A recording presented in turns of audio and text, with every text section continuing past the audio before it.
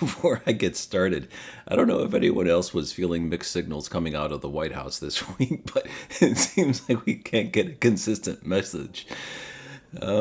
Anyway, I did send a request to the Alternative Fuels Data Center crew, and I got a response. It was rather doji in the wording, but I think the important thing is that I got a response, and it seems as though on the back end there are people working, but they're likely working under duress. I don't know if anyone else has worked in an environment where there's been layoffs. It's always uncomfortable, and everyone starts to get very tense and concerned about their job going away, and never very fun. It raises the toxicity level of the work environment, unfortunately. So my heart goes out to all the federal workers who are impacted by the layoffs.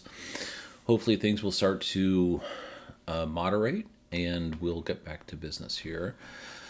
Okay, this week, 80 new stalls were installed throughout the United States and Canada. Tesla did not show up, so it looks as though the Alternative Fuels Data Center crew is working on a bit of a skeletal staff, and I think we'll just have to work with this being kind of like a limping along data source, but it does seem to be to the point where it has valuable information, so I'm going to continue the series, and we'll see if things start to pick up and normalize out. But right now I am going to keep going with the series, even though we don't have any Tesla this week.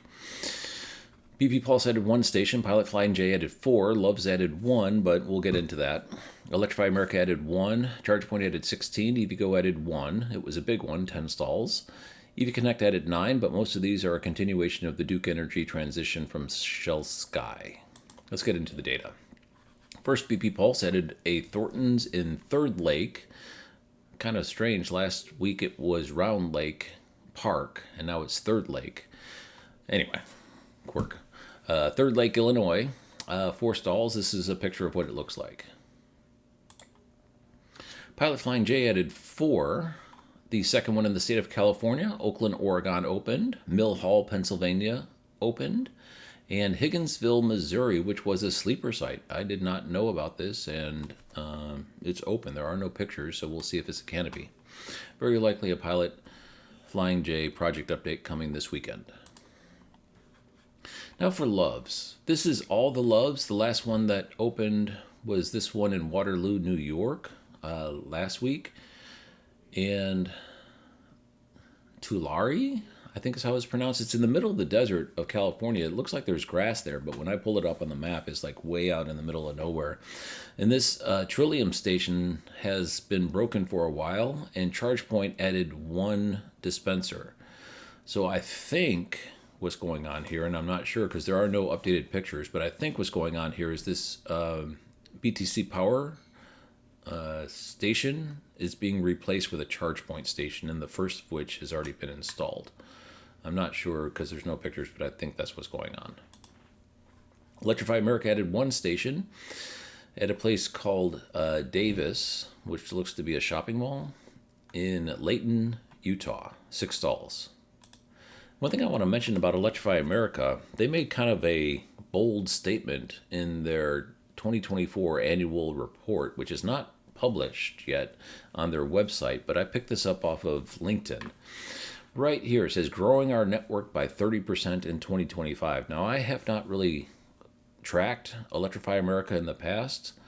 There's been other YouTube channels that have done so, but I don't know if their pattern is to make brash statements that they don't follow through with, but 30% in 2025. Let's go, let's go back. Let's discuss this. EA has 1,050 stations.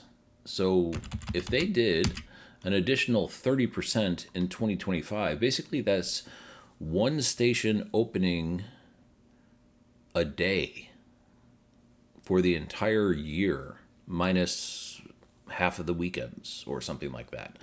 That's a pretty freaking bold statement. I don't see that happening. They've never followed through with that sort of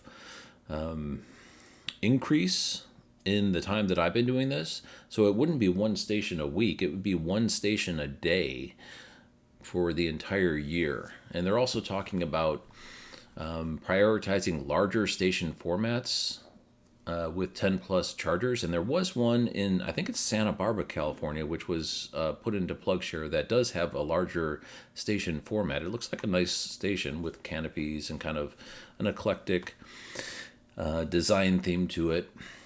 But also going to J3400 and using battery energy storage.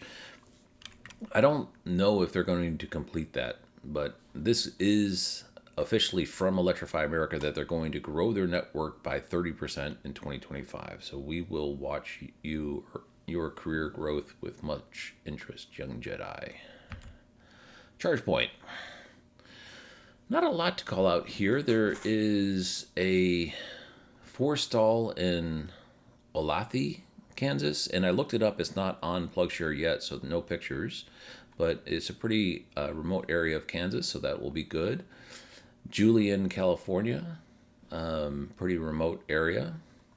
Let's go ahead and take a look at that. 4 stalls with CHAdeMO and CCS handles on each stall. EVgo. This is a 10-stall station. I had a difficult time finding pictures because there's no pictures on PlugShare, but Google to the rescue.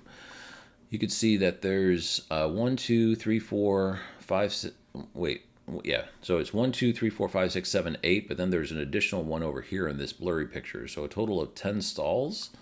And this is basically south of the San Jose and San Francisco area of California. Here's EV Connect. Again, mostly panic mode at Duke Energy, converting their Shell Sky stations over to EV Connect. All the ones that are South Carolina and North Carolina are those. So there's basically only one station in Spokane Valley, Washington. Thanks for watching.